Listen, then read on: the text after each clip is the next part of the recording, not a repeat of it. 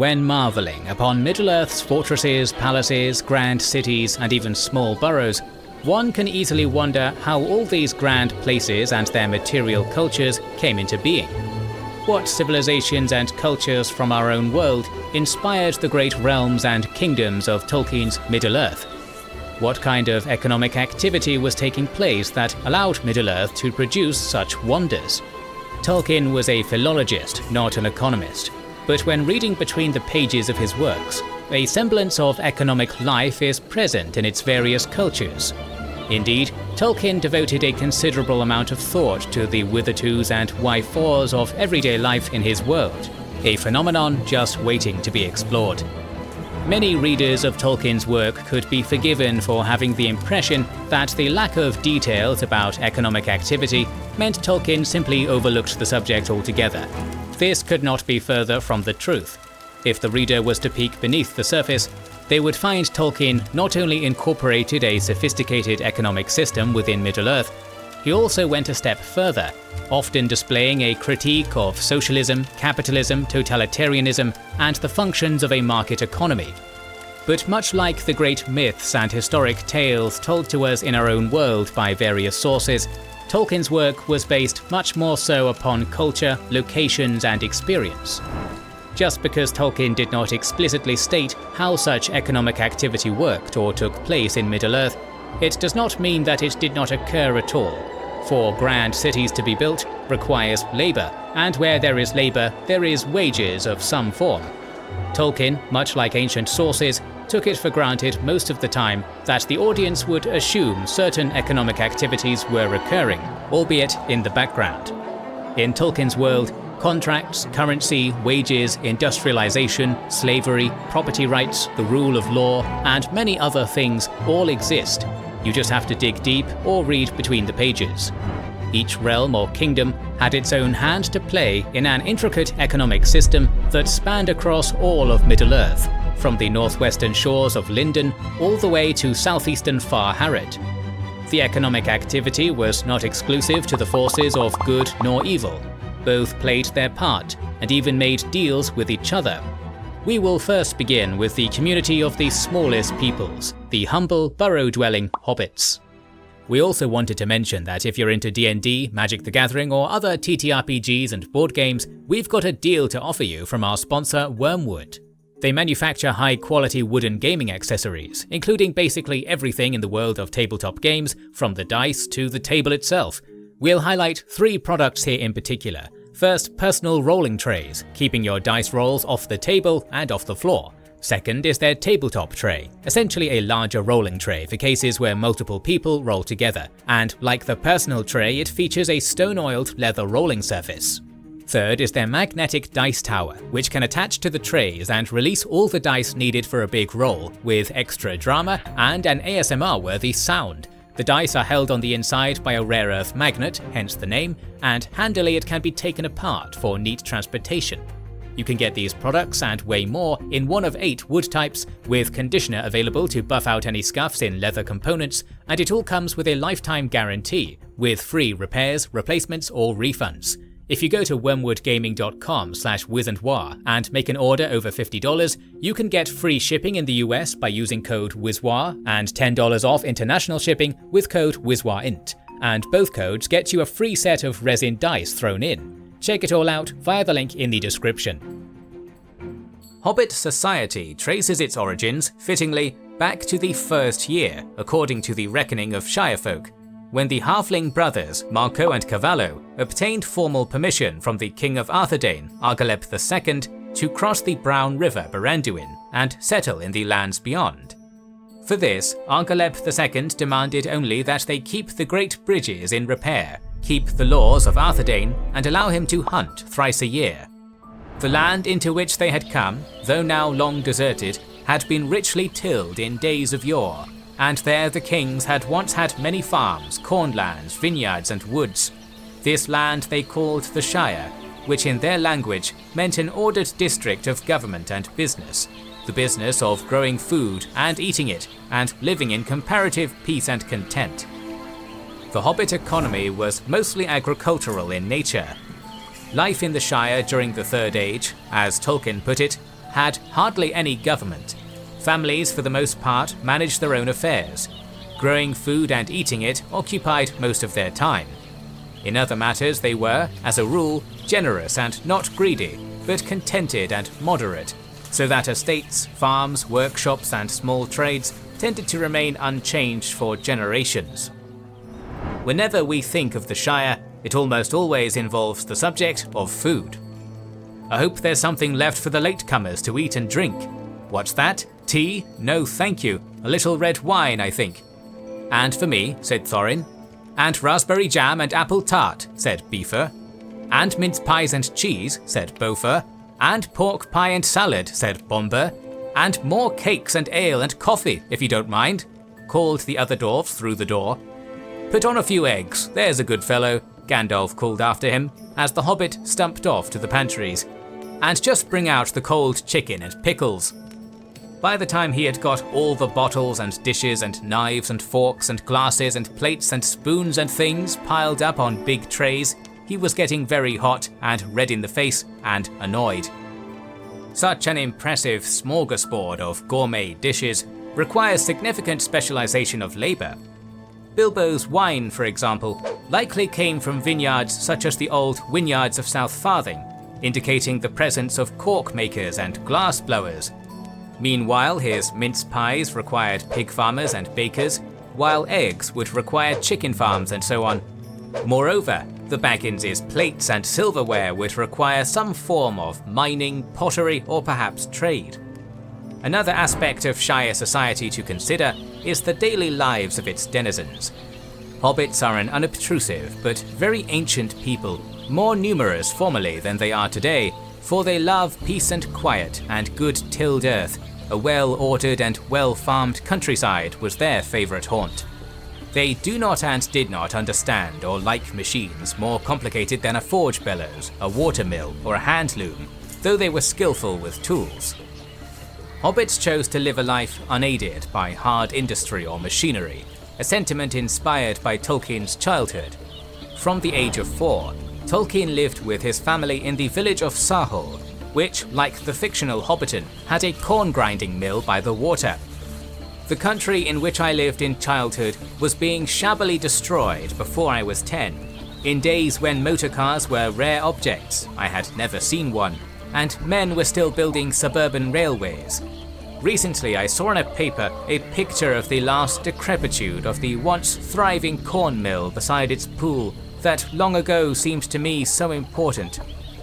Tolkien said that the Shire was inspired by a few cherished square miles of actual countryside at Sahul, and that Hobbiton was more or less a Warwickshire village of about the period of the Diamond Jubilee. Tolkien lamented how often the natural world and the simple life was bulldozed by the reckless march of industrial progress, a turmoil the author expressed in his description of the scouring of the Shire. Take Sandyman's mill now. Pimple knocked it down almost as soon as he came to Bag End.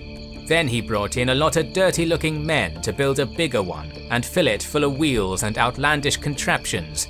They're always a hammering and a letting out smoke and a stench, and there isn't no peace even at night in Hobbiton. And they pour out filth a purpose. They've fouled all the lower water and it's getting down into Brandywine. And if you want to make the Shire into a desert, they're going the right way about it. One needs only look at how Tolkien depicted the evil powers of Isengard and Mordor to understand his contempt for unchecked technology, as both these factions are industrialized and reliant on machinery with a disregard for the pollution they cause. Inversely, it is no secret that Tolkien loved nature and cherished the idealized English countryside, which we see represented in the Shire. Having now explored the economy and culture of the Shire, we will now move on to the most enigmatic pillar of its society, its government. As previously mentioned, the Hobbits were originally subject to King Arthedain, but when he fell to the forces of Angmar, the Shire was left without a ruler. In that war, the North Kingdom ended, and then the Hobbits took the land for their own, and they chose from their own chiefs a Thane to hold the authority. The Thane was the master of the Shire Moot, the captain of the Shire Muster, and the Hobbitry in arms. but as muster and moot were only held in times of emergency, which no longer occurred, the Thainship had ceased to be more than a nominal dignity. The Took family was still indeed accorded a special respect, for it remained both numerous and exceedingly wealthy, and was liable to produce in every generation strong characters of peculiar habits and even adventurous temperament. Thus a basic hierarchy developed, and continued to do so into the Third Age. The existence of an economic system begets the existence of a class system, and there does seem to be a subtle one at work within the Shire. No one had a more attentive audience than old Ham Gamgee, commonly known as the Gaffer. He held forth at the Ivy Bush, a small inn on the Bywater Road. He spoke with some authority, for he had tended the garden at Bag End for 40 years, and had helped old Holman in the same job before that. Now that he was himself growing old and stiff in the joints, the job was mainly carried on by his youngest son, Sam Gamgee. Both father and son were on very friendly terms with Bilbo and Frodo. They lived on the hill itself, in number 3 Bagshot Row, just below Bag End. Sam, like his father before him, was a gardener, a working middle class and servant to Bilbo and Frodo. Apart from Sam, we also see the farmer/working class Cotton family, who became instrumental during the scouring of the Shire. The fact that Sam married Rosie Cotton is evidence that class among hobbits was rigid, and one did not often marry above or below their station. With that said, upwards mobility seems to have been possible as well, with Sam being elected mayor for 7 consecutive terms in his later life. While the Gamgees were the salt of the earth, Bilbo and Frodo descend from rich aristocrat lineage. Being Bagginses made both Bilbo and Frodo upper class, and as far as we know, they both did not rely on any source of income, even before Bilbo received his treasure from the Smaug adventure. Another aristocratic halfling family were the Tooks. Peregrine Took I succeeded his father, Paladin II, and became the 32nd Thane of the Shire and Councillor of the North Kingdom. Consequently, both Meriadoc and Peregrine came from aristocratic lines, and were heirs to vast land within the Shire. Tolkien even plays around somewhat with the concept of nouveau riche. You see, your dad, Mr. Peregrine, he's never had no truck with this Lotho, not from the beginning. Said that if anyone was going to play the chief at this time of day, it would be the right Thane of the Shire and no upstart. Lotho Sackville Baggis contributed to the scouring of the Shire by selling pipeweed and buying up all the real estate within the Shire. He wanted to own everything himself and then order other folk about. It soon came out that he already did own a sight more than was good for him, and he was always grabbing more, though where he got the money was a mystery. Mills and malt houses and inns and farms and leaf plantations. He'd already bought Sandyman's mill before he came to Bag End, seemingly. With all that said, the only government official in the Shire whose authority and jurisdiction we learn about in detail is the Mayor of Micheldelving, who was elected every 7 years at the Free Fair on the White Downs. The offices of Postmaster and First Sheriff were attached to his office. The Shire also had a police force, the Watch, presided over by 12 sheriffs, and a postal service, the Messenger Service. For these governmental services to exist, one would imagine some form of taxation existed, and to pay for this, perhaps pipeweed was essential. Speaking of pipeweed, the famous halfling leaf was first grown in the year 1050 by Tobias Hornblower in South Farthing. This luxury item exploded the economy of the Shire and spread as far as Gondor, where it was known as Hornpipe Twist, not Southern Star, and it is not said of sweet Galeners that the men of Gondor esteem it only for the fragrance of its flowers. It was also in Bree where pipeweed spread from the Bree hobbits to the other races. Bree was an important trading outpost, sat on the intersection of the Great East-West Road and the Great North-South Road, a place where men and hobbit dwelt together, and a perfect location for commerce. Unfortunately, Bree's pipeweed trade would be abused by Lotho and Saruman during the scouring of the Shire, which greatly disturbed real estate throughout the halfling realm.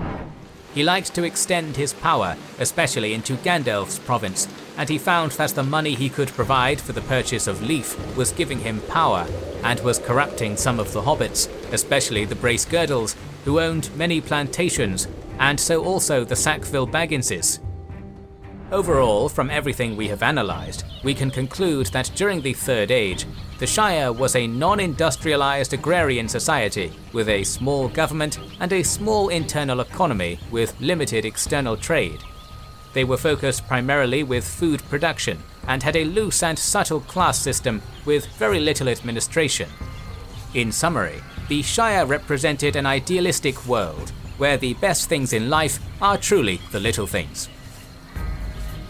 The Hobbits live in a non-industrialised agrarian society, reminiscent of the English countryside that Tolkien had fallen in love with during his youth. But some of his other creations were based more so upon myth. Tolkien's dwarves are strongly akin to the dwarves of Norse mythology, and those depicted in the Germanic works of the Brothers Grimm. Unlike the Hobbits, the dwarves do not spend the majority of their time cultivating food, though they certainly consume a lot of it. No, instead they look to exploring the grand mountains of Middle-earth for their riches. They are a proud race with a strong affinity for mining, metalworking and crafting. The history of Tolkien's dwarfs is a tale of diaspora and hardship, reminiscent of the history of the Jewish people. Tolkien based his dwarfs somewhat on medieval texts regarding Jewish people and their history. Take for example the dwarves losing their homeland of Erebor, and being forced to live amongst other groups of peoples, trying to retain their culture. The Dwarvish language of Khazad-dûm was influenced by Hebrew phonology, and Tolkien himself said, "The dwarves, of course, are quite obviously, wouldn't you say, that in many ways they remind you of Jews. Their words are Semitic, obviously, constructed to be Semitic." In 1938, Tolkien was in talks with the German publisher Ruten and Learning to publish The Hobbit in German, and they demanded to know if he himself was of Aryan descent. Tolkien responded that Aryans are of Indo-Iranian extraction, correcting the incorrect Nazi assumption that Aryans came from Northern Europe. And then Tolkien cut to the chase by saying that he was not Jewish but holds them in high regard. "I regret that I appear to have no ancestors of that gifted people," Tolkien wrote. The tale of the dwarves is that of a people who built some of the most wondrous halls and crafts ever seen in Middle-earth. The dwarves also built the very roads linking the other peoples of Middle-earth, and thus provided the necessary links for a world economy to flow. Where there is building, mining or craft work, there must of course also be trade. We will now explore the lives of the stout, bearded children of Durin, who dwell under the mountains. It is common knowledge that the dwarf is, by nature, an industrious creature. When the Vala Eloi created the dwarves, Yavanna said of them, "They will love first the things made by their own hands, as doth their father. They will delve in the earth, and the things that grow and live upon the earth they will not heed. Many a tree shall feel the bite of their iron without pity." Indeed, when picturing the dwarves of Middle-earth, mining is undoubtedly the first thing that comes to mind. The dwarves seem to practically only reside underground, obsessed with digging up all the riches that the world can provide. Consequently, they are also renowned for their craftsmanship, responsible for incredible feats of metalwork, such as Mithril Ring Mail. Moreover, some of the greatest cities of Middle-earth, such as Khazad-dûm, are the result of dwarven masonry. All of this, however, begs a simple question. If Durin's folk spent almost all their time devoted to such work, how then did they feed themselves? Dwarves, like the other races of Middle-earth, require food to survive, and quite a lot of it at that. Take for example the rotund Bombur, who could not have grown so enormous if his people were bereft of victuals. Food reaches the stone tables of dwarven feasting halls in various ways. Foraging was one, evidenced by the value Mim the petty dwarf placed in a wild root known as earth bread. "They are of great worth," he said, "more than gold in the hungry winter, for they may be hoarded like the nuts of a squirrel, and already we are building our store from the first that are ripe." We already know dwarves practiced agriculture, which, In early times, they practiced when isolated and unable to buy grain, etc. by barter. They had invented a plough of some sort, which they dragged as well as steered themselves. They were tough and strong, but they did not delight in such labour of necessity. Given this evident reticence to till and grow, it comes as no surprise that some dwarves disregarded foraging and cultivation altogether in favour of their much preferred method of acquiring necessities, trade. By the Third Age, Thorin Oakenshield emphasises this when speaking of his people's relationship with the men of Dale. They built the merry town of Dale there in those days. Kings used to send for our smiths and reward even the least skillful most richly. Fathers would beg us to take their sons as apprentices and pay us handsomely, especially in food supplies, which we never bothered to grow or find for ourselves. Altogether, those were good days for us, and the poorest of us had money to spend and to lend, and leisure to make beautiful things just for the fun of it, not to speak of the most marvellous and magical toys, the like of which is not to be found in the world nowadays. So my grandfather's halls became full of armour and jewels and carvings and cups, and the toy market of Dale was the wonder of the north. Indeed, commerce seemed to be the main method for dwarves to feed themselves, and thus be able to devote the majority of their time to their mining and craftsmanship. Let us use this as a segue to provide a more in-depth picture of how and with whom dwarven trade was conducted. During the First Age, before the dawning of men, elves were the primary trading partner of the dwarves. The Sindhar, not under the rule of Thingol, dwelt and practiced not only cattle rearing and sheep farming, but also grain growing and other food crops, on which they prospered because both Doriath West and the Dwarves East were ready to buy what they could. Indeed, like the men of Dale later would, the elves traded their food and in return received the skilled labour of dwarven craftsmen, which we see in the construction of Menegroth, the city built for the elven king of the First Age, Thingol. Therefore, the Nalgrim laboured long and gladly for Thingol and devised for him mansions after the fashion of their people, delved deep in the earth. Where the Escalduin flowed down and parted Neldereth from the region, there rose in the midst of the forest a rocky hill, and the river ran at its feet. There they made the gates of the hall of Thingol, and they built a bridge of stone over the river, by which alone the gates could be entered. Beyond the gates, wide passages ran down to high halls and chambers far below that were hewn in the living stone, so many and so great that the dwelling was named Menegroth, the Thousand Caves. Alongside Menegroth, the dwarves also helped build the elven stronghold of Nargothrond, a feat for which they were compensated handsomely. Being so heavily reliant on trade, it should be no surprise that the dwarves invested heavily in the infrastructure required for the efficient transport of goods, of which included the construction of a grand road network. The Dorf Road, Meni Norgrim, has been made with great labour by the Longbeard dwarfs of Moria and their kin in the Iron Hills. The dwarfs trafficked into Beleriand, and they made a great road that passed under the shoulders of Mount Dolmed and followed the course of the river Askar, crossing Gelion at Sarna Thrad, the Ford of Stones, where the battle after befell.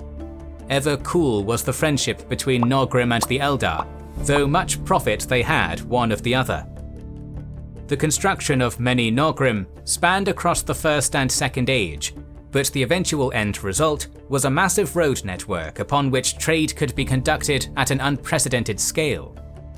At the height of their relationship, a great number of dwarves were hired to work in the elven smithies. This would have required much economic activity from both parties. They travelled the ancient road to Doriath, for their skill in the working of metal and stone was very great, and there was much need of their craft in the halls of Menegroth.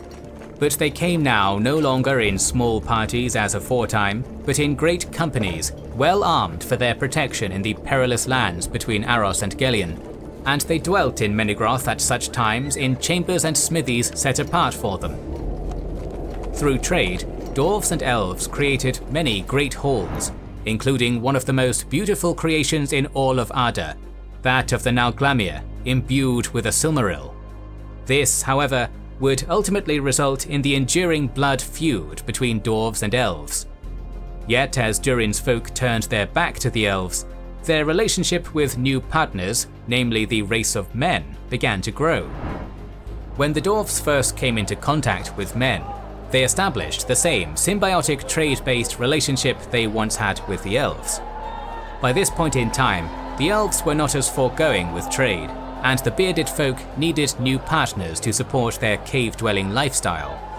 To that end, the dwarves traded their knowledge, labour and crafts with men, who provided them with much-needed food in return. Men held them in awe and were eager to learn from them, and the Longbeards were very willing to use men for their own purposes. Thus there grew up in those regions the economy, later characteristic of the dealings of dwarves and men, including hobbits. Men became the chief providers of food, as herdsmen, shepherds and land tillers, which the dwarves exchanged for work as builders, road makers, miners, and the makers of things of craft, from useful tools to weapons and arms, and many other things of great cost and skill, to the great profit of the dwarves. Not only to be reckoned in hours of labour, though in early times the dwarves must have obtained goods that were the product of greater and longer toil than the things or services they gave in exchange, before men became wiser and developed skills of their own. This prosperous commercial relationship between dwarves and men allowed Durin's folk to continue to devote themselves to their jewelers, smithies and stonemasons, but soon it would blossom into something much more. It is here we will explore the place of diplomacy and alliance in the Dwarven world. Before long, what began as a utilitarian partnership for the sake of acquiring provisions became an alliance of necessity for defense against the dark forces of Morgoth all about Arda. No dwarf would ever mount a horse willingly, nor did any ever harbour animals, not even dogs. But men were glad of the alliance, for they were more vulnerable to the attacks of the orcs. They dwelt largely in scattered homesteads and villages, and if they drew together into small townships they were poorly defended, at best by dikes and wooden fences. Also they were lightly armed, chiefly with bows, for they had little metal, and the few smiths among them had no great skill. These things the dwarves amended in return for one great service that men could offer. They were tamers of beasts, and had learned the mastery of horses, and many were skilled and fearless riders. These would often ride far afield as scouts, and keep watch on the movements of their enemies. And if the orcs dared to assemble in the open for some great raid, they would gather a great force of horsed archers to surround them and destroy them. In these ways, the alliance of dwarves and men in the north came early in the Second Age to command great strength, swift in attack, and valiant and well protected in defense. And there grew up in that region between dwarves and men respect and esteem, and sometimes warm friendship. It seems that, in repelling the orcs, the dwarves provided weaponry, and men the means to use it. This symbiotic relationship between dwarves and men would continue to be tested throughout the ages. During the Third Age, when Smaug descended upon the Lonely Mountain, both the men of Dale and dwarves of Erebor were caught off guard. Their warriors were both called to arms, but were destroyed by the great dragon. Both groups shouldered the loss together, and would soon do so again, for when Sauron's armies besieged Minas Tirith, he also sent armies to threaten the borders of King Brand of Dale. Sauron's forces crossed the river of Canaan King, driving King Brand back to Dale, where, with the help of the dwarves of Erebor, he made a stand and fought the Easterling army. There was a great battle at the mountain's feet. It lasted 3 days, but in the end both King Brand and King Dane Ironfoot were slain, and the Easterlings had the victory. But they could not take the gate, and many, both dwarves and men, took refuge in Erebor, and there withstood a siege. When news came of the great victories in the south, then Sauron's northern army was filled with dismay, and the besieged came forth and routed them, and the remnant fled into the east and troubled Dale no more. Then Bard II, Brand's son, became king in Dale, and Thorin III Stonehelm, Dane's son, became king under the mountain. Indeed, the shared history of the dwarves of Erebor and men of Dale is a good example of how often both peoples fought and died alongside one another, a relationship that was originally kindled by the transactions of goods. Dwarves and Men, and to a lesser extent Elves, all benefited from an interdependent trade network based on specialized labor. The Dwarves had their mining and craftsmanship, the Men their agricultural cultivation, and the Elves a mixture of all. Through trade, the three races began a relationship that would eventually allow them to cleanse the marring of Arda by the Dark Lord Melkor. The Dwarves were a crucial component to Middle-earth, much like a glue holding many parts together. Through their mighty works, halls were built to shelter many, roads were built to bring people closer together, and crafts were created to bring joy to countless peoples. Tolkien's dwarves were inspired by a blend of Norse mythology and Judaic history, and they would have a counterpart made from similar influences. The word elf is derived from Aelf, and the elves of Tolkien's works are a unique blend of various Germanic mythology, such as Anglo-Saxon, Middle English, Norse, and of course the fairies of Celtic myth. They are a beautiful race, more in tune with nature and magic compared to the other races. They live lives of longevity, a type of immortality built upon reincarnation, but at the cost of being bound to Arda, unable to ever escape it. Much like the Dwarfs, the Elves built grand fortresses and palaces for their realms, and to create such works, they, like any others, had to trade. Of all the races living in Middle-earth, the Elves dealt the least with others, and did not have as large a need for goods and services, but this did not stop them from seeking out such things from faraway lands. One could be forgiven to believe Elves managed solely using magic and their close connection to nature, but even they needed a helping hand from time to time. We will now explore the lives of the immortal, first and eldest children of Iluvatar, the Elves. Elves were not subject to age or illness, and consequently are regarded as the fairest and wisest of the races living in Arda, often depicted as ethereal and magical beings that operate outside the normal range of the other races in Middle-earth. However, despite their immortality, the elves were still corporeal creatures who sought food, shelter, happiness, comfort, and other such things that drive economic activity. In the undying lands of Aman, the Valar allow the elves to live in eternal bliss, free from the burdens of mortal want. As such, we will focus on the elves who lived among the mortal races on Middle-earth. To that end, examining the Early Sindhar, a subgroup of the Teleri who chose to stay in Beleriand and not journey to Aman, gives us some insight. The Sindhar did not practice agriculture until long after the departure of the other Eldar.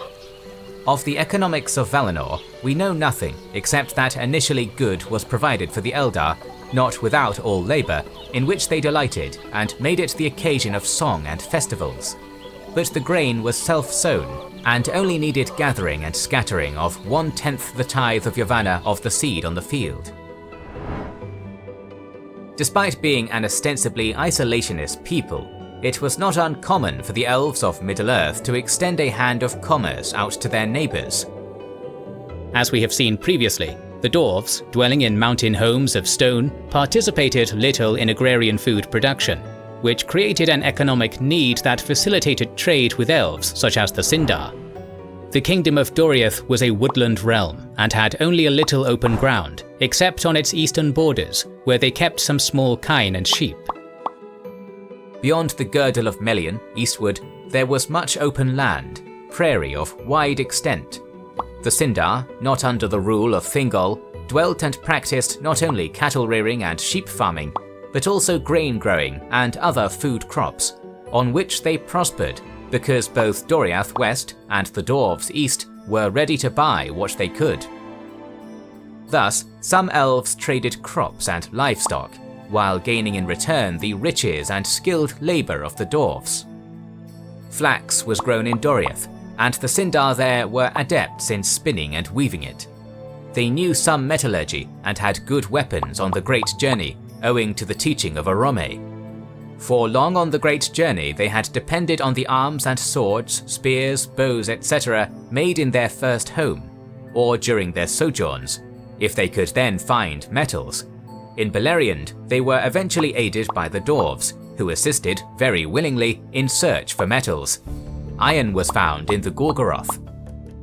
Orome was the Valar responsible for hunting, who aided the elves greatly upon their great journey to Aman, while Gorgoroth is the northwestern part of Mordor, south of Mount Doom. The trade relations between the elves and dwarves led to some of the greatest works of Middle-earth, such as the construction of Menegroth, a city built for the elven king of the First Age, Thingol. Therefore, the Norgrim laboured long and gladly for Thingol, and devised for him mansions after the fashion of their people, delved deep in the earth. Where the Eskelduin flowed down and parted Neldereth from Region, there rose in the midst of the forest a rocky hill, and the river ran at its feet. There they made the gates to the hall of Thingol. Moreover, even after building the city of Menegroth, dwarves continued to travel to the elven city for work quite frequently. They travelled the ancient road to Doriath, for their skills in the working of metal and stone were very great, and there was much need of their craft in the halls of Menegroth. But they came now no longer in small parties as aforetime, but in great companies, well armed for their protection in the perilous lands between Aros and Gelion, and they dwelt in Menegroth at such times in chambers and smithies set apart for them.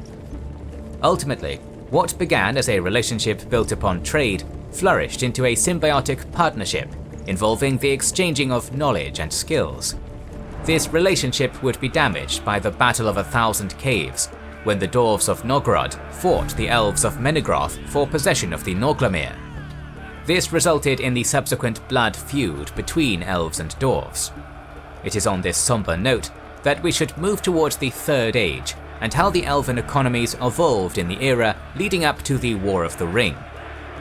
During the Third Age, there emerged four great realms of the elves: Rivendell, Lothlorien, Lindon, and the Woodland realm. These realms were isolated, self-sustainable, and for the most part lived off the land with little need for cultivation of farmland. As a rule, elves do not require as much sustenance as the other races and produce light fare. This is exemplified when Frodo encounters the company of Gildor Inglorian, who shares with the hobbits bread surpassing the savour of a fair white loaf to one who is starving, and fruits sweet as wild berries and richer than the tended fruits of gardens. Moreover, elven crafts in the Third Era appeared to be as light and ascetic as their foods. Galadriel's gifts, bequeathed upon the Fellowship of the Ring, are examples of such crafts. To Legolas she gave a bow such as the Galadrim used, longer and stouter than the bows of Mirkwood, and strung with a string of elf hair. With it went a quiver of arrows. The Galadrim bow, alongside other crafts like Lothlorien ropes made out of Hithlane and the famous lembas bread, indicate elves craft goods minimally, using only what nature provides. Yet as small as elven populations are, such minimal cultivation could not possibly cover all their basic needs, so how did they survive? Amongst the elven realms of the Third Age, Rivendell, Lothlorien and Lindon held something the Woodland realm did not: rings of power. Elrond held Vilya, Galadriel Nenya, and Círdan Narya. The power of these rings was explained by Elrond. They were not made as weapons of war or conquest, that is not their power. Those who made them did not desire strength or domination or hoarded wealth, but understanding, making and healing, to preserve all things unstained. The Silmarillion likewise tells us the nature of these artifacts, claiming that they ward off the decays of time and postpone the weariness of the world. As such, realms that held a ring of power were magically preserved, and their produce was so bountiful it sustained their small elven populations. Galadriel admits to this reliance when she speaks to Frodo of her ring. If you succeed, then our power is diminished, and Lothlorien will fade, and the tides of time will sweep it away. We must depart into the west, or dwindle to a rustic folk of dell and cave, slowly to forget and to be forgotten. Galadriel also emphasizes the power of this magic when she gives Sam a farewell gift in Lothlorien. "For you, little gardener and lover of trees," she said to Sam, I have only a small gift." She put into his hand a little box of plain grey wood, unadorned save for a single silver rune upon the lid. "In this box there is earth from my orchard, and such blessing as Galadriel has still to bestow upon it. It will not keep you on your road, nor defend you against any peril, but if you keep it and see your home again at last, then perhaps it may reward you. Though you should find all barren and laid waste, there will be few gardens in Middle-earth that will bloom like your garden if you sprinkle this earth there." Thus, these three realms were blessed by the Rings of Power, and had magically enhanced harvests to support them, allowing them to live a minimalist, self-sustaining lifestyle. This, however, leaves us with a follow-up question: what of the Elven realm that did not hold such power? In the Woodland realm lies the Elven King's Hall, which during the Third Age was presided over by Thranduil. The Sylvan Elves were more akin to the Elves of Doriath before Beleriand sunk under the sea as a result of the war between Morgoth and the Host of the West during the War of Wrath. In The Hobbit, we learn a bit about their lifestyle. The subjects of the king mostly lived and hunted in the open woods, and had houses or huts on the ground and in the branches. The beeches were their favourite trees. The king's cave was his palace, and the strong place of his treasure, and the fortress of his people against their enemies. Companies of the Wood Elves, sometimes with their king at their head, would from time to time ride out to hunt or to other business in the woods and in the lands to the east. From this passage, we can discern that the Wood Elves hunted often and ate wild meat. Further information is provided by Bjorn, the skin-changing Bjorning chieftain, who tells us what food is forageable in Mirkwood. Water is not easy to find there, nor food. The time is not yet come for nuts, and nuts are about all that grows there fit for food. In there the wild things are dark, queer, and savage. Perhaps the elves of the Woodland realm were able to sustain their own minimalistic lifestyle by foraging and hunting, but there was more to it than that, for the production and import of liquor also factored into their society. When Bilbo rescued the dwarves from Elven King's Hall, he ran into some elven guards who were drinking wine. It must be potent wine to make a wood elf drowsy, but this wine, it would seem, was the heady vintage of the great gardens of Dorwinion, not meant for his soldiers or his servants, but for the king's feasts only. Dorwinion is a land on the northwestern shores of the Sea of Rhûn, quite a long way from Mirkwood. We also hear of other goods imported into the Elven King's halls. Among them were several others which had been used for bringing other stuffs, butter, apples, and all sorts of things to the king's palace. It seems that trade brought a wide variety of luxuries to the Woodland realm. As described by Bilbo, Elven King's Hall had a watergate. There stood barrels and barrels and barrels, for the Wood Elves, and especially their king, were very fond of wine, though no vines grew in those parts. The wine and other goods were brought from far away, from their kinsfolk in the south, or from the vineyards of men in distant lands. Bilbo discovered the trap doors and their use, and lurking there, listening to the talk of the king's servants, he learned how the wine and other goods came up the rivers or over land from the long lake. From Lake Town, the barrels were brought up the forest river. Often they were just tied together like big rafts and poled or rowed up the stream. Sometimes they were loaded onto flat boats. We do not know exactly what the elves traded in return for such goods, but when we meet the master of Lake Town, we are given some hints. The master hesitated and looked from one to the other. The Elven King was very powerful in those parts, and the master wished no enmity with him, nor did he think much of old songs, giving his mind to trade and tolls, to cargoes and gold, to which habit he owed his position. This implies the elves were perhaps trading in gold. When Thranduil learns about Thorin's quest to reclaim the Lonely Mountain, he states, "No treasure will come back through Mirkwood without my having something to say in the matter." Perhaps revenue from river tolls allowed the elves to trade for goods they could not acquire from gathering or hunting in Mirkwood. The elves had minimalist lifestyles, using what Iluvatar had already created for them, Ada.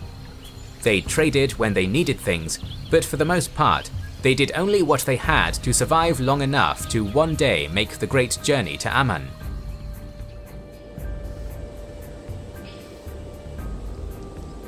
The realms of the elves existed in large part because of their special relationship with magic and nature. But like all the other races in Middle-earth, even they required trade from time to time. Readers can be forgiven to believe the elves simply lived their lives in solitude and grandeur, living off the land and requiring no aid from the other races. One has to look quite closely to see the instances when the elves extend their hand towards others, seeking out those goods and services that make their long lives easier and more comfortable. While the dwarves and elves were heavily based upon Germanic mythology, another race in Middle-earth was based more so on world history. Tolkien's Realms of Men, while also built from mythology, were blended with the rich history of many civilizations from our world. One only has to look at certain towns, great cities, or the realms themselves to see the influence some of our historic civilizations instilled upon Tolkien's work. Take for example the Western and Eastern Roman Empire and how their histories resemble that of the kingdoms of Arnor and Gondor. Much like how the mythical founding of Rome came about from the fall of Troy, so did the founding of Arnor and Gondor from the fall of Numenor. Arnor's tale was that of the fallen Western Roman Empire, and Gondor was that of the declining Byzantine Empire. The men of Tolkien's work come in all sorts, representing various cultures and histories, and much like in our world, they required trade to amass such grand kingdoms. We will now explore the lives of realms in exile, that of Arnor and Gondor. When men emerged in Ada, they encountered other races, such as the Dwarfs, with whom they built an economic and symbiotic relationship. Men held them in awe and were eager to learn from them, and the Longbeards were very willing to use men for their own purposes. Thus they grew up in those regions the economy, later characteristic of the dealings of dwarves and men. Men became the chief providers of food, as herdsmen, shepherds and land tiller, while the dwarves exchanged for work as builders, road makers, miners, and the makers of things of craft, from useful tools to weapons and arms, and many other things of great cost and skill. Eventually, this relationship between man and dwarf, which had originated upon the exchange of goods, evolved into a military alliance to fend off the dark forces which threatened their respective homelands. An arrangement that benefited both races' war efforts against the infamous Orcs. No dwarf would ever mount a horse willingly, nor did any ever harbour animals, not even dogs. But men were glad of the alliance, for they were more vulnerable to the attacks of the Orcs. They dwelt largely in scattered homesteads and villages, and if they drew together into small townships, they were poorly defended, at best by dikes and wooden fences. Also they were lightly armed, chiefly with bows, for they had little metal, and the few smiths among them had no great skill. These things the dwarves amended, in return for one great service that men could offer.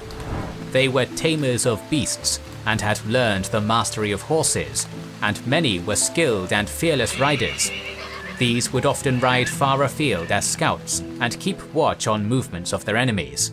And if the orcs dared to assemble in the open for some great raid, they would gather great force of horsed archers to surround them and destroy them.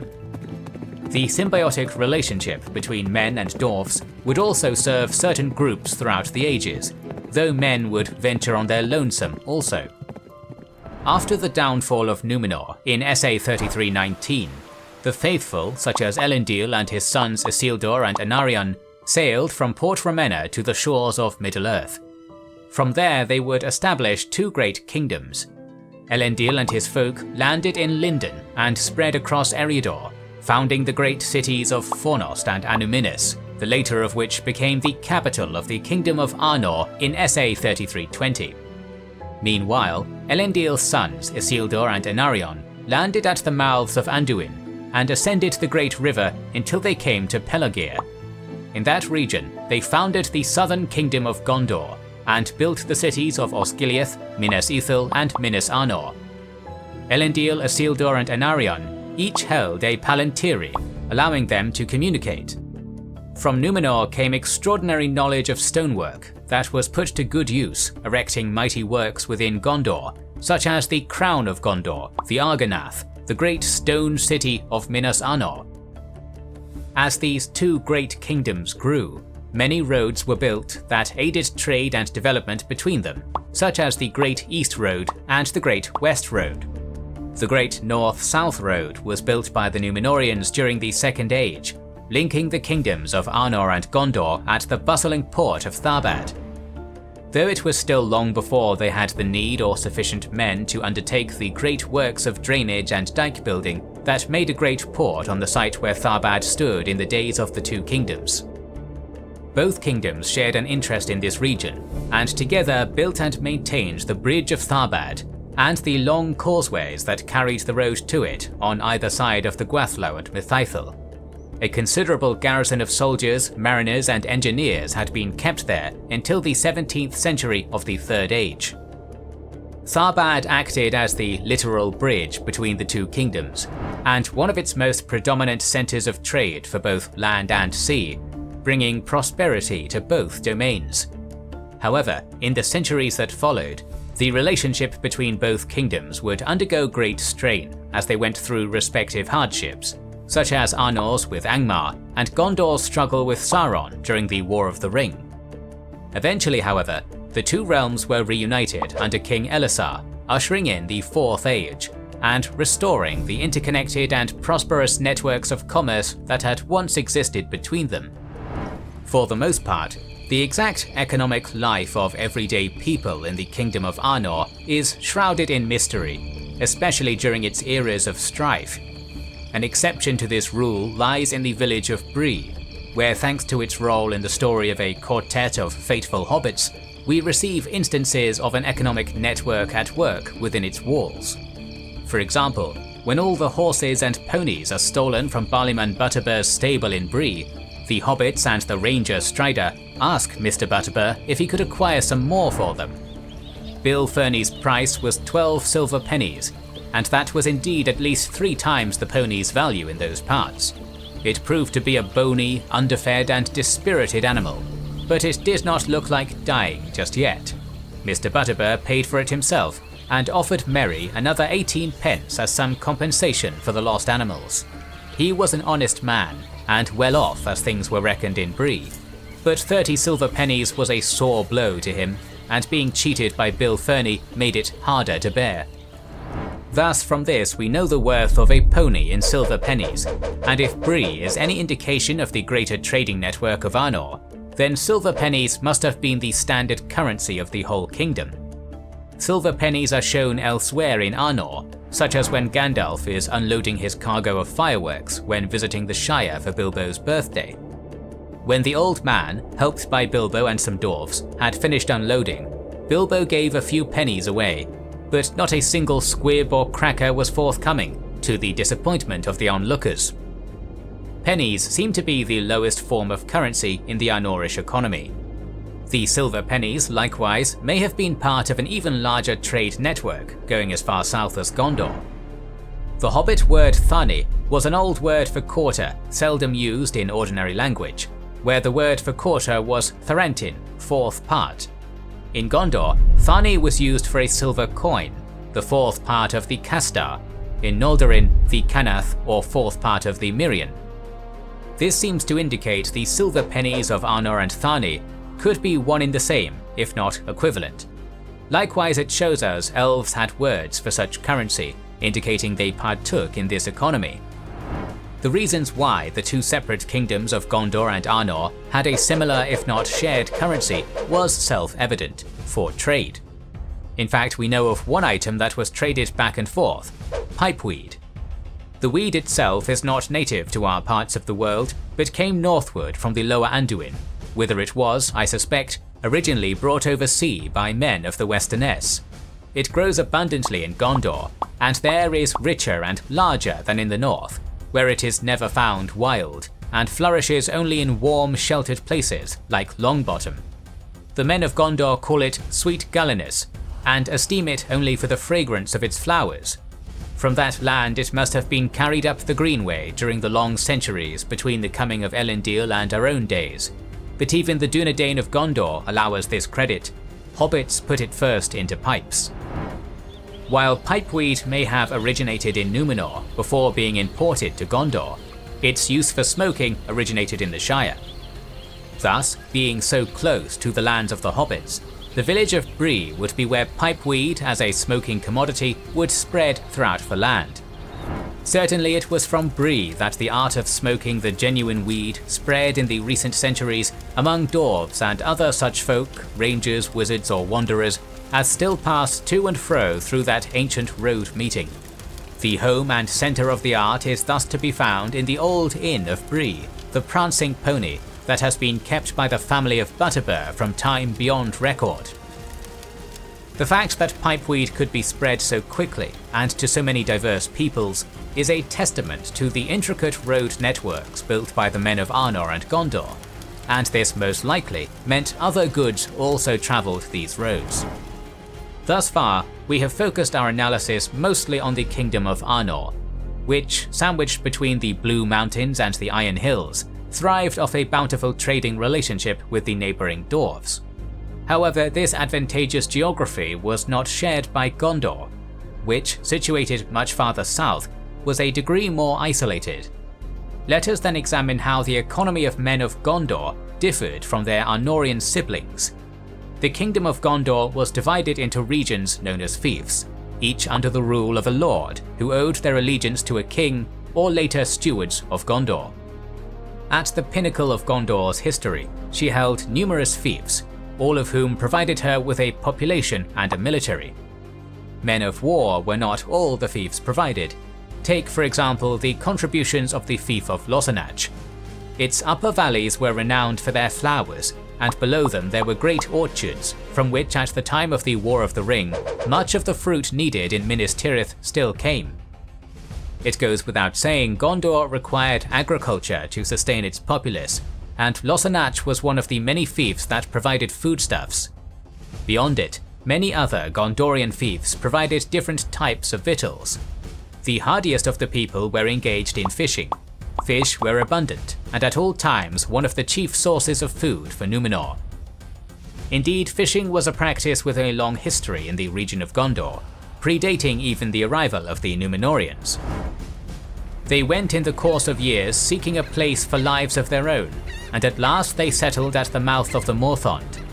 There was already a primitive harbour there of fisherfolk, but these, in fear of the Eldar, fled into the mountains. This aforementioned Morthond existed in the fief of Anflas, which appears to have been the primary fishery of the Gondorian realm.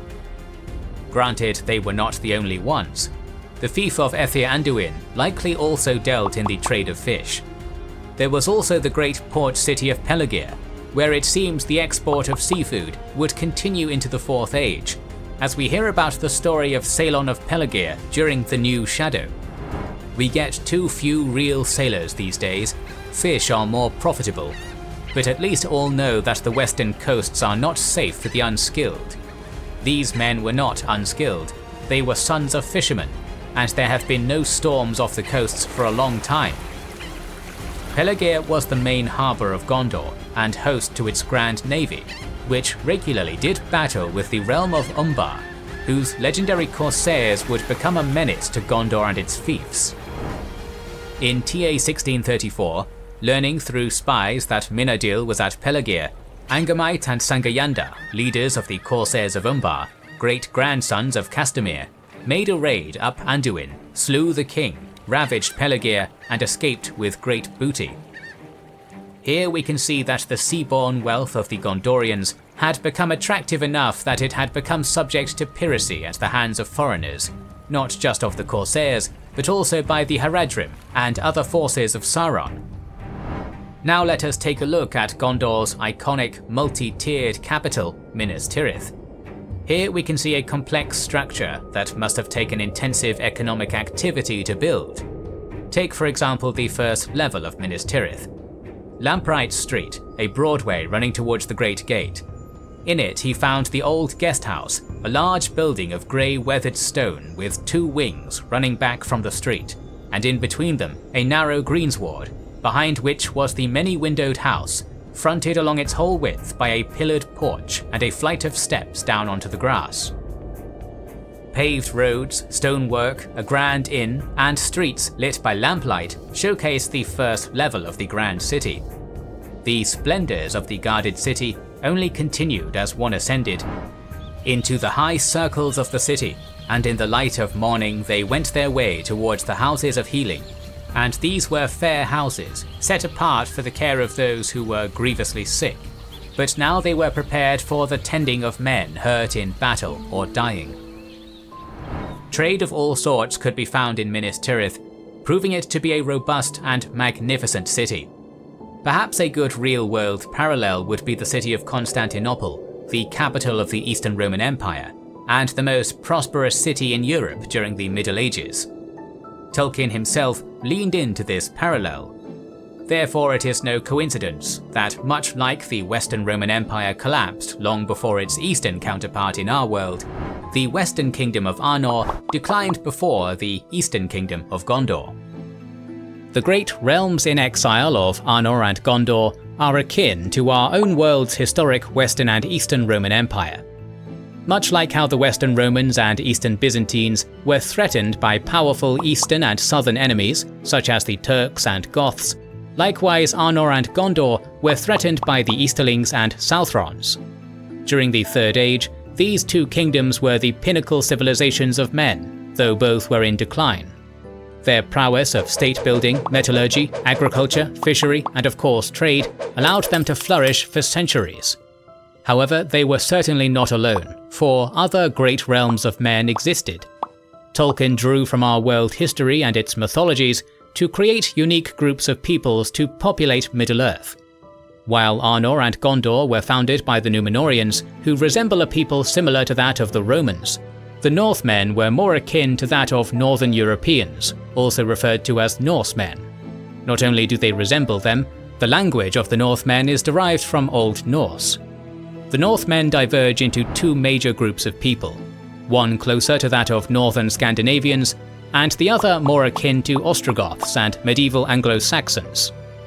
These hardy folk, dispersed from the north of Middle-earth, founded great cities and realms of their own, and in order to do so, required trade, of course. We will now explore the lives of the descendants of the Northmen, that of the merchants of Dale and the horse lords of Rohan. When the invasions of the Wainriders began, the Northmen bore the brunt of the first assault. King Narmacil II took a great army north into the plains south of Mirkwood, and gathered all he could of the scattered remnants of the Northmen, but he was defeated and himself fell in battle. As for the Northmen, a few, it is said, fled over the Celduin and were merged with the folk of Dale under Erebor. Some took refuge in Gondor, where they were joined by many fugitives who came through the forest. This was the beginning of the Eothiad. During the Third Age, the descendants of the Northmen would found 2 great kingdoms, Dale and Rohan.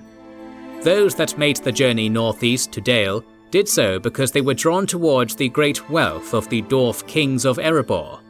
It was told under the year TA 2590 that Thror founded the realm of Erebor and became king under the mountain. And as Thorin Oakenshield told Bilbo, "My grandfather was king under the mountain again, and treated with great reverence by the mortal men who lived to the south and were gradually spreading up the running river as far as the valley overshadowed by the mountain. They built the merry town of Dale there in those days." The economic relationship between dwarves and men began from the onset with the trade of foodstuff by men for the goods and services of dwarves, and it would be no different in the case of Dale. Kings used to send for our smiths and reward even the least skillful most richly.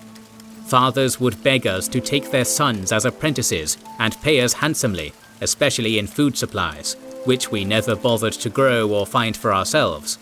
Altogether, those were good days for us, and the poorest of us had money to spend and to lend, and leisure to make beautiful things just for the fun of it, not to speak of the most marvellous and magical toys, the like of which is not to be found in the world nowadays.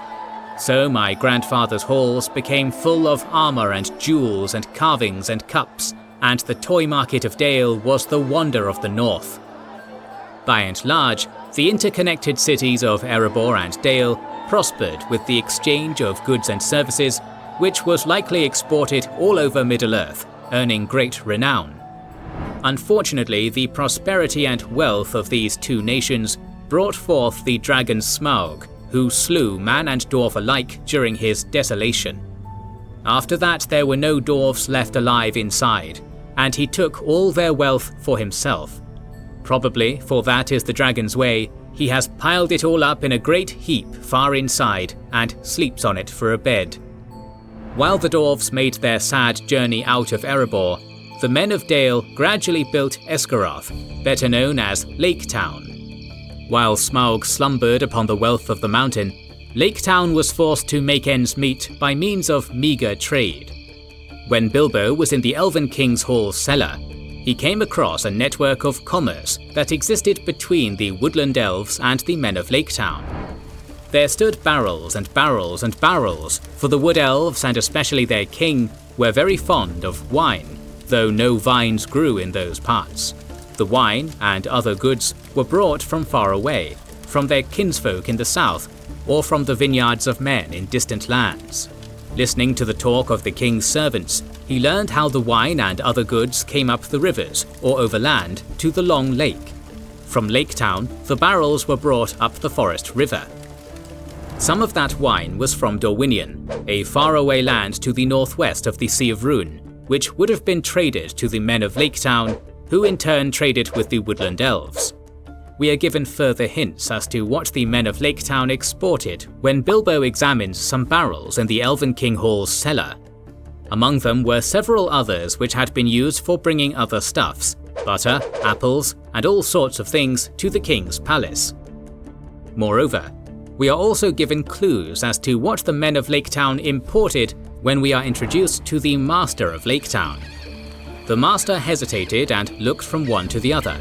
The Elven King was very powerful in those parts, and the Master wished for no enmity with him, nor did he think much of old songs, giving his mind to trade and tolls, to cargoes and gold, to which habit he owed his position. It seems the woodland elves traded gold earned from their river tolls to get goods from the people of Lake Town that they could not obtain themselves. While the men of the north founded Dale in TA 2590, some decades earlier, in 2510, some of their kin, the Eotheod, were called to arms. A great host of orcs, with Easterlings as allies, assail the northern borders of Gondor and occupy a great part of Calenardan. Gondor sends for help. Eorl the Young leads his people, the Eotheod or Rohirrim, out of the north from the sources of the Anduin and rides to the help of Cirion, steward of Gondor. With his aid, the great victory of the field of Celebrant is won. Elladan and Elrohir rode also in that battle. From that time forth, the Brethren never cease from war with the Orcs because of Celebrian. Eorl and his people are given the plains of Calenardon to dwell in, and that land is now called Rochan, Rohan. There the Rohirrim live as free men under their own kings, but in perpetual alliance with Minas Tirith. Thus, Rohan emerged as an independent kingdom with an allegiance to Gondor. The Rohirrim were skilled horsemen, both master and breeders of the finest horses such as the famed Mires. It is plausible they traded in horses as well, though as we learn during the meeting of the Fellowship, when Gandalf speaks about his conversation with Gwaihir, they did not often give them away. Gandalf asked, "Are the men of Rohan still to be trusted, do you think?" Gwaihir replied, "They pay a tribute of horses and send many yearly to Mordor, or so it is said, but they are not yet under the yoke. But if Saruman has become evil, as you say, then their doom cannot be long delayed." "Not this at least," said Boromir, "that they will buy their lives with horses. They love their horses next to their kin, and not without reason." If the Rohirrim did not often trade horses, they most certainly traded riches, of which they seemed to have plenty. For before they became the Rohirrim, certain Eotheod earned great fame and fortune. Frumgar, they say, was the name of the chieftain who led his people to Eotheod. Of his son, Fram, they tell that he slew Scatha, the great dragon of Ered Mithrin, and the land had peace from the Long Worms afterwards. Thus, Fram won great wealth, but was at feud with the Dwarves, who claimed the hoard of Scatha. Fram would not yield them a penny, and sent to them instead the teeth of Scatha made into a necklace, saying, "Jewels such as these you will not match in your treasuries, for they are hard to come by." The great hoard of Scatha would make another appearance by the end of the War of the Ring. Eowyn gave to Merry an ancient horn, small but cunningly wrought, all of fair silver, with a baldric of green, and writes had engraven upon it swift horsemen riding in a line that wound about it from the tip to the mouth, and there were set runes of great virtue. "This is an heirloom of our house," said Eowyn. "It was made by the Dwarfs, and came from the hoard of Scatha the Worm." So by all accounts it seems this hoard was large enough to last centuries, which would have come in handy for the Rohirrim, who were in great need of goods to help them fend off the forces of Sauron. By and large, metallurgy was abundant in Rohan, as we see in Theoden's offer to Aragorn, Legolas and Gimli before setting off to Dunharrow. "And to you, my other guests, I will offer such things as may be found in my armory.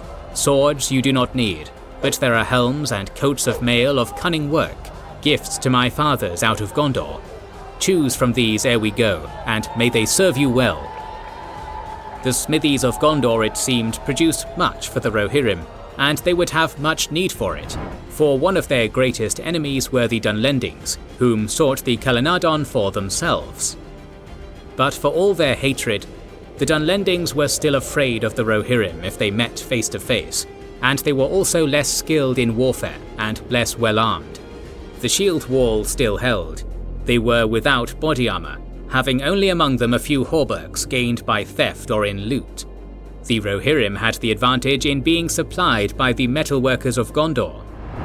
The alliance between Gondor and Rohan would last for centuries, and it certainly involved much economic activity, often as a result of war. In 2885, Turin fought a battle with the Haradrim in South Ithilien, and defeated them with aid from Rohan. But the sons of King Fulquine of Rohan, Fulkred and Fastred, fell in this battle. Turin paid Fulquine a rich weregild of gold.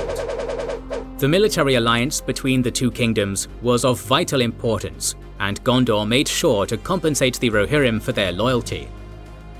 Because the military assistance to Gondor was so vital, the Rohirrim developed a professional military that consisted almost exclusively of cavalry. The king's host, as they were called, were divided into units called Ereds. A full Ered, in battle order, was reckoned to contain not less than 120 men, including the captain, and was 100th part of the full muster of the Riders of the Mark. If the king were to ride out with his Ered, this was called a king's company.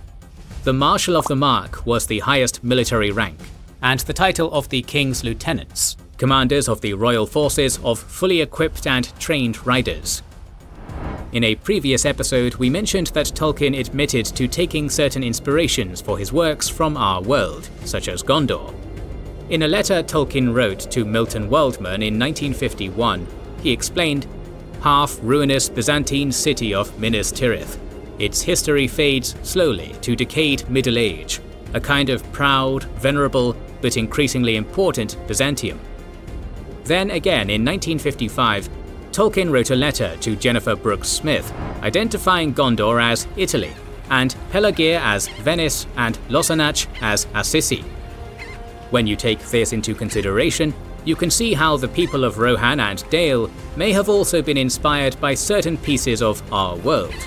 For example, Tolkien represents the Rohirrim with Anglo-Saxon culture and language, while their ancestors were given Gothic attributes.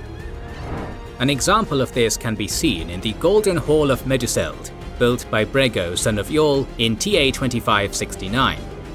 In the past, Tolkien had worked extensively on translating the Old English epic Beowulf, and Meduseld shares a striking similarity to the Mead Hall Heorot, better known as the Golden Hall of King Hrothgar. which is present in the Beowulf poem. As pointed out by Elizabeth Solopova, Tolkien had a particular fascination with the Battle of the Catalonian Fields, where the Western Romans and their Germanic allies fended off the hordes of Attila the Hun, and as such, the Battle of Pelennor Fields shares major parallels with that historical battle. In the Catalonian Fields, the Visigoth king Theodoric is thrown off his horse, as was Theoden in Pelennor, and both are trampled by their horses while rallying their men, and later are carried from the battlefield with their forces weeping and singing for them. Furthermore, after slaying the Witch King of Angmar during the Battle of Pelennor Fields, Éowyn also won renown, for she fought in that battle riding in disguise, and was known after in the Mark as the Lady of the Shield Arm. It does seem like Tolkien took inspiration for Éowyn from our world, as indicated in the passage when she speaks with Faramir. "I stand in Minas Arnor, the Tower of the Sun," she said, "and behold the shadow has departed. I will be a shield maiden no longer, nor vie with the great riders, nor take joy only in the songs of slaying." The Rohirrim take a lot of inspiration from the Germanic Goths, who held stories of shield maidens in their sagas. Looking deeper, many names of the early kings and princes of the Northmen are of Gothic origin, and much like the Ostrogoths, the Rohirrim were a mounted culture. The stark parallels between our world and Middle-earth are not exclusive to Rohan, and they can also apply to the Kingdom of Dale.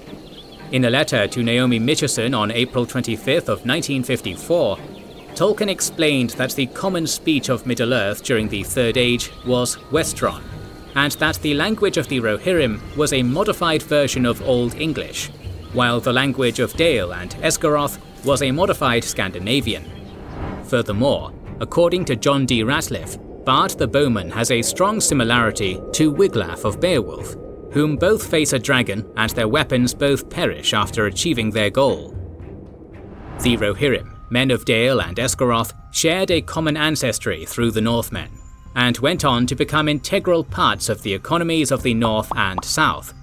They also held rich language and cultures that displayed the depth of Tolkien's work and what in our own world may have possibly inspired their creation.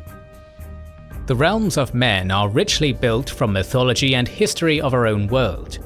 Their great cities are reminiscent of some of our own, such as Minas Tirith and Constantinople, and the Golden Hall of Meduseld and the Mead Hall of Heorot. Even events such as the Battle of Pelennor Field were influenced by the Battle of Catalonian Field. Tolkien was greatly influenced by the beauty and wonder of our own world and its rich history, and this was extended even towards the darker parts of his world. Tolkien was heavily influenced by the industrialization he saw in the English Midlands and the horrors of the Western Front during the Great War. Themes from both of these would be used for the creation of the realms of Isengard and Mordor, places where nature is being destroyed by industry and machines of war are destroying life itself. The evil of Tolkien's world uses industry, corruption, and slavery, but it must also use trade in order to sustain such vast territorial control. The men working alongside the Dark Lords did not do so for free and would be rewarded for their cruel efforts. Even the orcs, who seem bent into thraldom out of sheer fear and domination, took part in the economy of Middle-earth. We will now venture beyond the pale of good and explore how, simply or not, one survives in the land of Mordor. The Dark Lord Sauron was the greatest subversive Maya and most trusted lieutenant to Morgoth. Thus, when Morgoth fell, Sauron found himself in control of his erstwhile master's great host of thralls, the Orcs. Morgoth held the Orcs in dire thraldom, for in their corruption they had lost almost all possibility of resisting the domination of his will. When Morgoth was at last removed from Arda, the Orcs that survived in the west were scattered, leaderless, and almost witless, and were for a long time without control or purpose. This servitude to a central will that reduced the Orcs to an almost ant-like life was seen even more plainly in the Second and Third Ages under the tyranny of Sauron, Morgoth's chief lieutenant. Sauron indeed achieved even greater control over his Orcs than Morgoth had done. He was of course operating on a smaller scale, and he had no enemies so great and so fell as were the Noldor in their might in the Elder Days. But he had also inherited from those days difficulties, such as the diversity of the orcs in breed and language, and the feuds among them. The orcs, recovering from their helplessness, had set up petty realms of their own. Morgoth created the orcs, but it was Sauron who inherited them. Yet despite appearances, he did not have full control over them. During the Third Age, Sauron re-established his dominion in Mordor, whereupon he started to breed armies and build war machines with the purpose of conquering all of Middle-earth. Yet despite his infernal realm being quite unlike the rest of the world in many ways, Mordor was not unique in that it required food production, labor, and trade in order to sustain a prolonged war.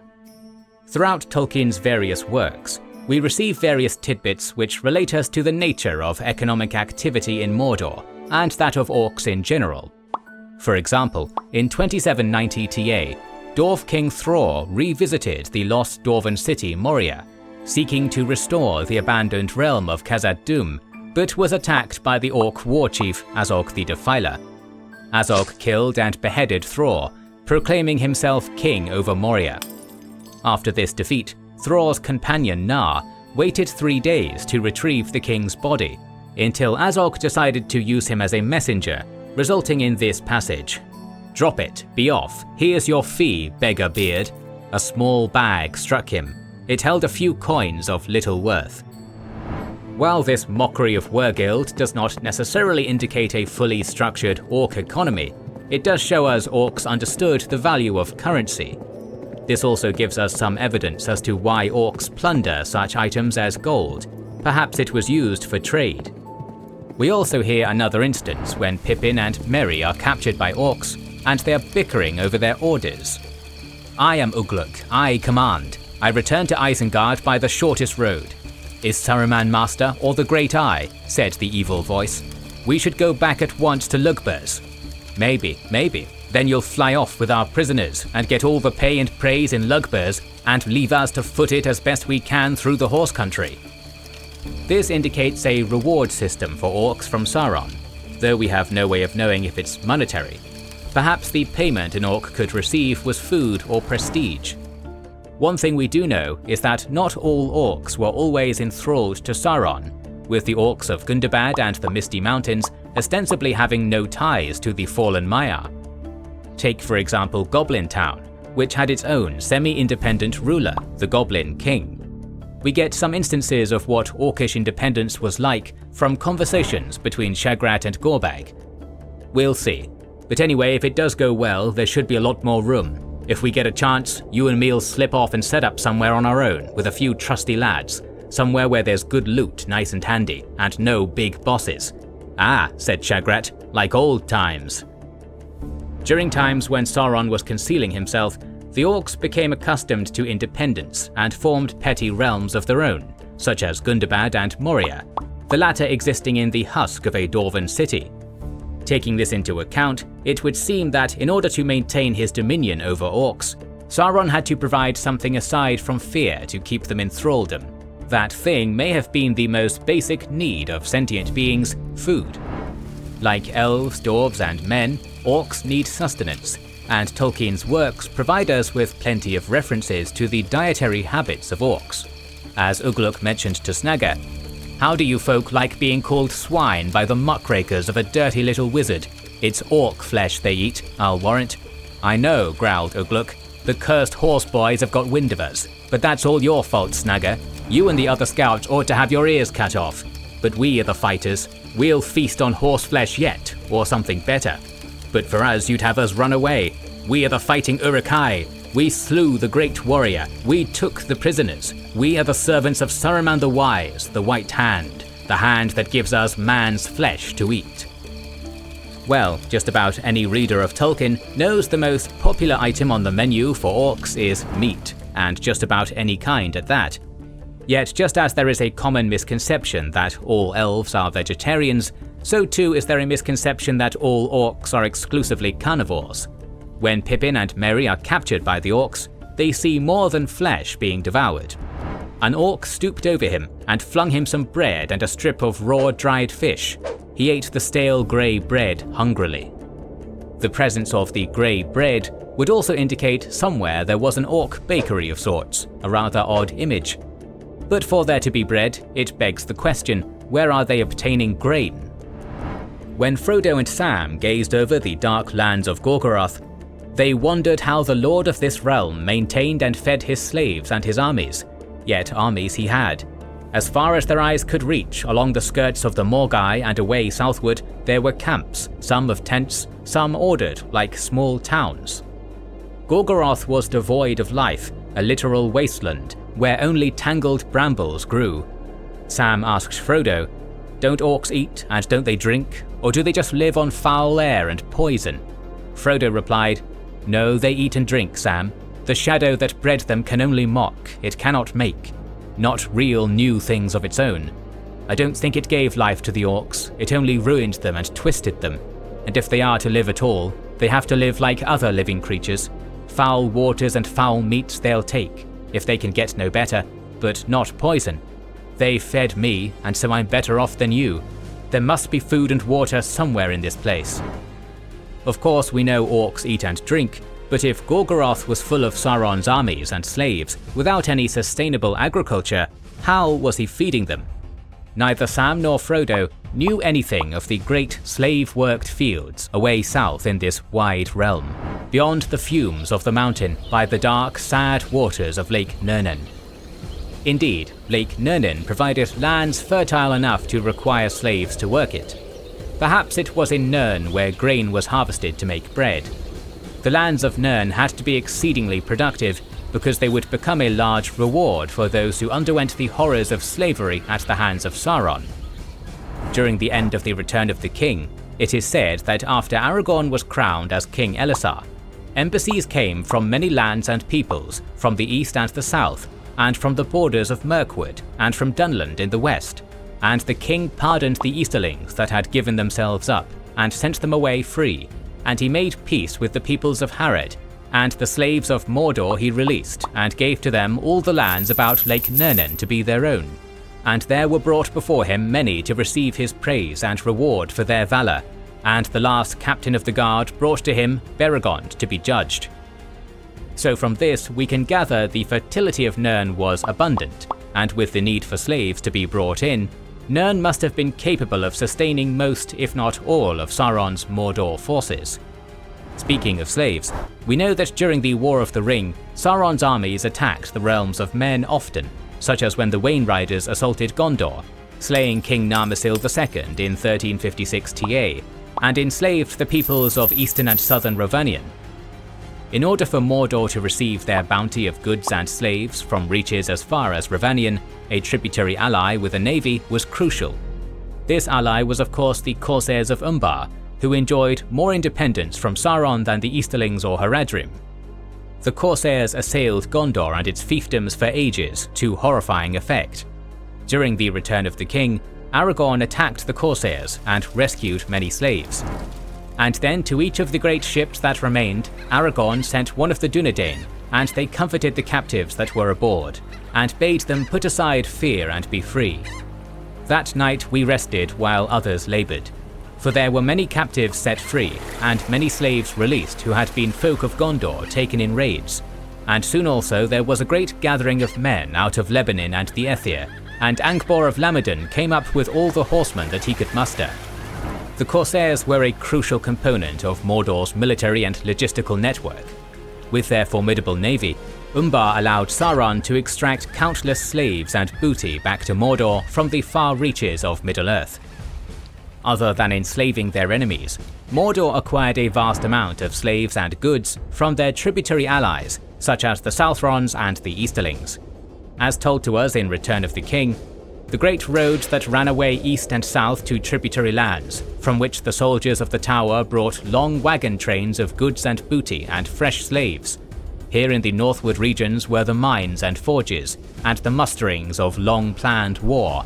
And here the Dark Power, moving its armies like pieces on the board, was gathering them together. The tributaries of Mordor paid homage to Mordor not only in goods, but in the vast amount of slaves who worked the fields of Nurn. We also see that in Gorgoroth, where there were mines and forges, making war machines and weapons, which could have been traded back to Mordor's tributary allies. Perhaps Mordor supported its tributaries with weapons and equipment, much like how Gondor did so for Rohan.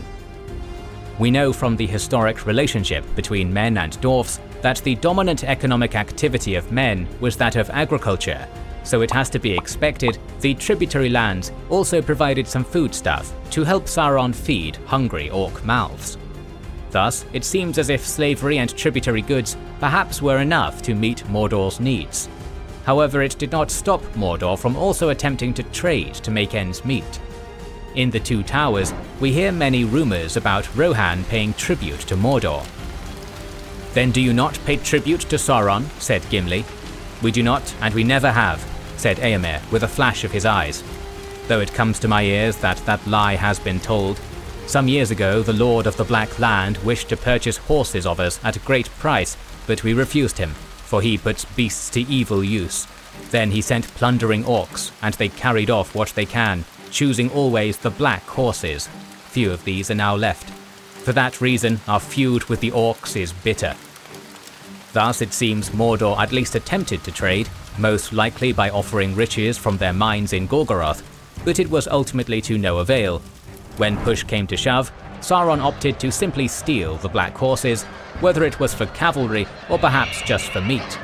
We also know Mordor had a particular need for riches outside its territory, as seen with the raids of other orc groups. "No one knows," said Gandalf. "None have dared to seek for the armories and treasure chambers down in the deep places since the dwarves fled, unless it be plundering orcs. They came here because of Mithril," said Gandalf. "It was for that Moria was of old chiefly renowned, and it was the foundation of the wealth and power of Durin. Only in Moria was Mithril found, save rarely and scantily. They gave it in tribute to Sauron, who has long been gathering and hoarding all that he can find. It is not known why, not for beauty, but for some secret purpose in the making of weapons of war." The orcs plundered places like Moria for its weaponry, treasures, and most importantly for Mithril, which Sauron coveted for some secret weapon. Being the craftsman of the One Ring, whatever purpose he had for Mithril, it must have been terrible indeed. Sauron's Mordor was a slavery-dominated economy. It seems Sauron maintained order within Mordor and his loyal forces outside it, using a system of reward and by providing necessary sustenance to his minions. We may never know the fine details of how Sauron administered his domain over groups such as the orcs, trolls, and so forth, but we do know for a military to march it has to eat. While it can be argued Sauron controlled orcs through fear, fear alone did not keep them alive to help him conquer Middle-earth.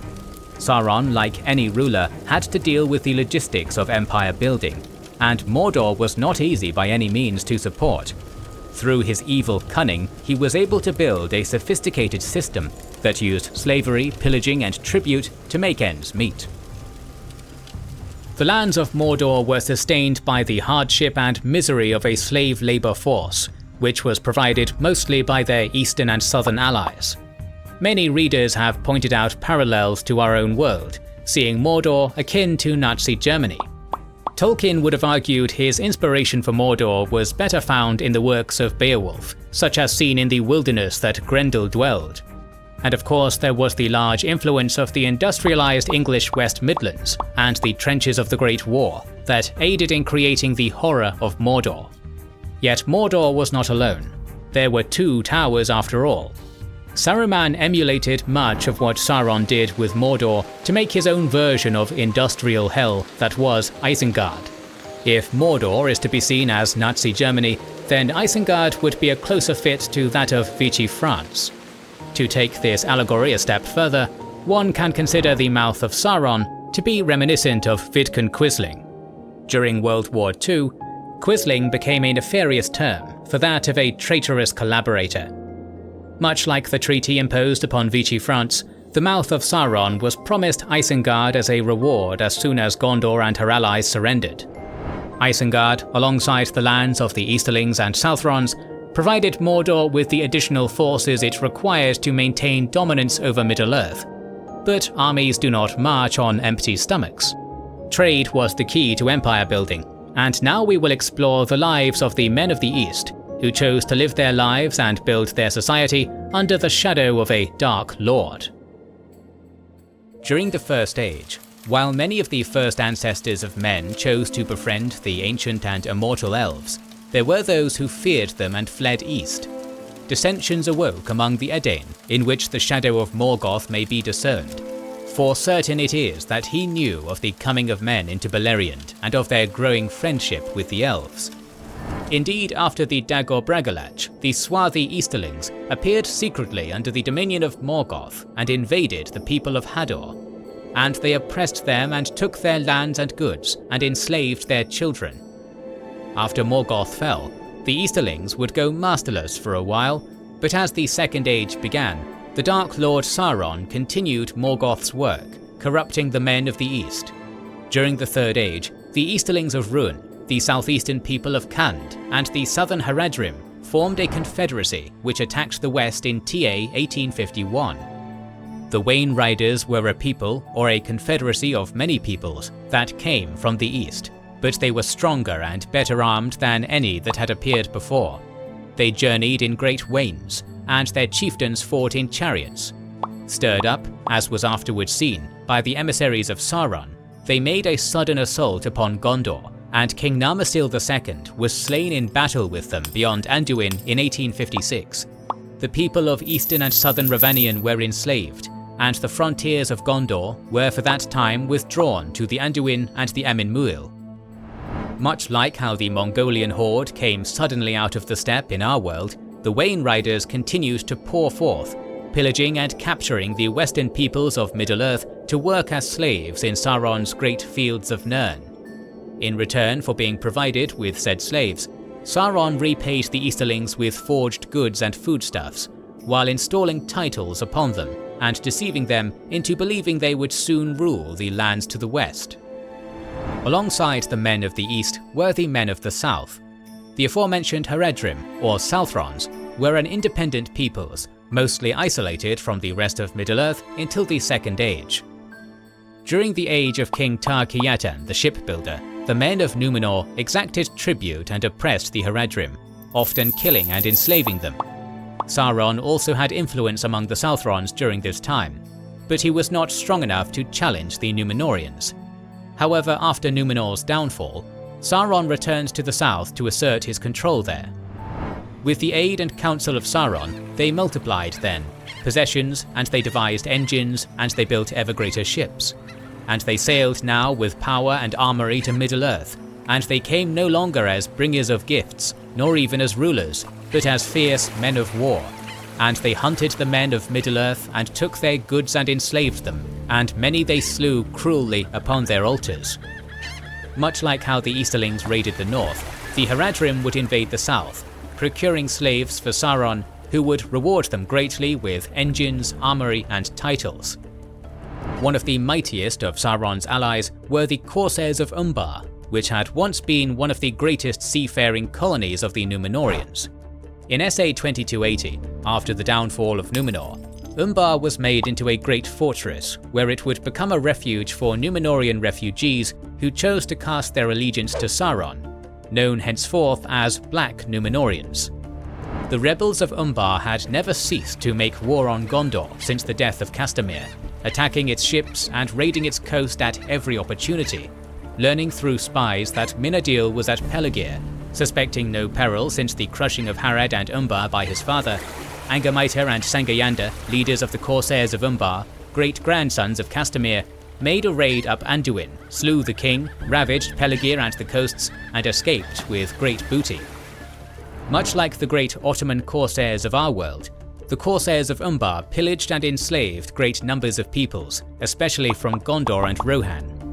4 years later, 2758, great troubles came to Rohan, and no help could be sent from Gondor, for 3 fleets of Corsairs attacked it, and there was war on all its coasts. At the same time, Rohan was again invaded from the east, and the Dunlendings, seeing their chance, came over the Isen and down from Isengard. It was known that Wulf was their leader. They were great in force, for they were joined by enemies of Gondor that landed in the mouths of Lefnui and Isen. The Corsairs of Umbar, Easterlings and Southrons all benefited from a system of tribute to the Dark Lord of Mordor. By sending Sauron shipments of booty and slaves, they benefited from the services of Gorgoroth's forges. Here in the northward regions were the mines and forges, and the musterings of long-planned war. And here the Dark Power, moving its armies like pieces on the board, was gathering them together. Sauron's metallurgy kept his allies well equipped, allowing them to pursue their lust for pillage, resulting in a mutually beneficial system of trade. The invasions of the Easterlings and Southrons would menace the free peoples of Middle-earth for centuries, allowing further groups like the Dunlendings to grab the opportunity for their own benefit. The Dunlendings, or Wild Hillmen, were rough analogues to the Celtic Britons of our world, and held a centuries-old grievance against the Rohirrim. The seeds of the Dunlendings' hatred lay in an ancient dispute over the rich land of Calanaton, which the Rohirrim had been granted by Gondor. Whenever the Dunlendings saw an opportunity to seize territory or goods from the Rohirrim, they were quick to set upon it. But under Brego and Aldor, the Dunlendings were rooted out again and driven away beyond the Isen, and the fords of Isen were guarded. Thus the Rohirrim earned the hatred of the Dunlendings, which was not appeased until the return of the king, then far off in the future. Whenever the Rohirrim were weak or in trouble, the Dunlendings renewed their attacks. Because of this, the White Wizard Saruman did not have very far to look when he required allies for his cause. However, it was not merely their hatred of the Rohirrim that brought the Dunlendings into Saruman's service. But for all their hatred, the Dunlendings were still afraid of the Rohirrim if they met face to face, and were also less skilled in warfare and less well armed. The shield wall still held. They were without body armor, having only among them a few hauberks gained by theft or in loot. The Rohirrim had the advantage in being supplied by the metalworkers of Gondor. As we had seen before, the forces of Rohan were well armed by Gondorian smiths. Thus, something of great value that Saruman could offer to the Dunlendings was in weaponry and armory. As a weary Rohirrim soldier reported, "All Isengard must be emptied, and Saruman has armed the wild hillmen and herdfolk of Dunland beyond the rivers, and these also he loosed upon us. We were overmastered, the shield wall was broken." During the climactic Battle of Helm's Deep, we see the Dunlendings side by side with the Orcs, armed and armoured with the metal panoply of Saruman's forges. The enemy surged forward, some against the deeping wall, others towards the causeway and the ramp that led up to the Hornburg gates. There the hugest orcs were mustered, and the wild men of the Dunland fells. A moment they hesitated, and then on they came. The lightning flashed and blazoned upon every helm and shield. The ghastly hand of Isengard was seen. They reached the summit of the rock. They drove towards the gates. Much like how Sauron used his forces in Gorgoroth to feed the needs of his neighbours in return for slaves, the forges of Isengard likewise did the same to employ the wild hillmen of Dunland, who may also have procured slaves. Beneath the walls of Isengard, there were still acres tilled by the slaves of Saruman. Thousands could dwell there, workers, servants, slaves and warriors, with great store of arms. Wolves were fed and stabled in deep dens beneath. Saruman imitated Sauron in most things, which is why we see the two towers emerge, both of which required an abundance of slaves. For Saruman's tower, these were most likely captured by the Uruk-hai and Dunlendings, while Saruman's forges provided the vast amount of payment for the Dunlendings' war effort. It may not have been the wildlings' source of bounty. When Erkenbrand captured some Dunlendings during the War of the Ring, he said to them, "For you have been deluded by Saruman. Many of you have got death as the reward of your trust in him, but had you conquered, little better your wages would have been." While pillaging suited the Dunlendings, payment in wages perhaps was a better means to barter for such wild people who had dealings as far as the Shire. Indeed, the Dunlendings dealt in commerce with the halflings. When the hobbits met Strider in Bree, Frodo noticed a squint-eyed southerner who looks more than half like a goblin. This was a Dunlending agent of Saruman, sent to procure pipeweed and information. Saruman had long taken an interest in the Shire. he liked to extend his power, especially into Gandalf's province, and he found that the money he could provide for the purchase of Leaf was giving him power and was corrupting some of the hobbits, especially the Bracegirdles, who owned many plantations, and so also the Sackville Bagginses. He therefore began to collect detailed information about the Shire, its chief persons and families, its roads and other matters. For this he used hobbits within the Shire, in the pay of the Bracegirdles and the Sackville Bagginses, but his agents were men of Dunlendish origin. A ruffianly fellow, an outlaw driven from Dunland, had returned from the borders of the Shire, where he had been negotiating for the purchase of Leaf and other supplies. This man was now on his way back to continue the business, and to arrange for the transport of many goods before autumn failed. It seems Saruman used some form of money, perhaps a similar coinage to that of Eridor and Gondor, to procure pipeweed, and hired Dunlendings and hobbits alike for this venture. Another key actor hired by Saruman was Grima Wormtongue, who was to receive a hefty payment for his dealings as a spy and to weaken the ailing Theoden using deceit and poisons. Gandalf, however, exposed Grima. "Down on your belly. How long is it since Saruman bought you? What was the promised price? When all the men were dead, you were to pick your share of the treasure and take the woman you desire? Too long you have watched her under your eyelids and haunted her steps."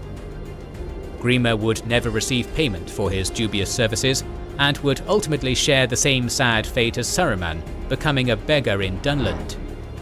When the Fellowship ran into Saruman in Dunland, he said to them, "You don't care what a beggar lacks, do you? For you have all you want, food and fine clothes, and the best weed for your pipes. Oh yes, I know where it comes from. You would not give a pipeful to a beggar, would you?" "You can have what I have got left," said Merry. He handed Saruman a leather pouch. "Take what there is," he said. "You're welcome to it. It came from the flotsam of Isengard." Mine, yes, and dearly bought," cried Saruman, clutching at the pouch. "This is only a repayment in token." Though Saruman had fallen on economic hard times, the scouring of the Shire proved to be an incredibly lucrative investment. Though where he got the money was a mystery. Mills and malt houses and inns and farms and leaf plantations. He'd already bought Sandyman's mill before he came to Bag End, seemingly. A lot of men, ruffians mostly, came with great wagons, some to carry off the goods south away, and others to the scouring of the Shire. And more came.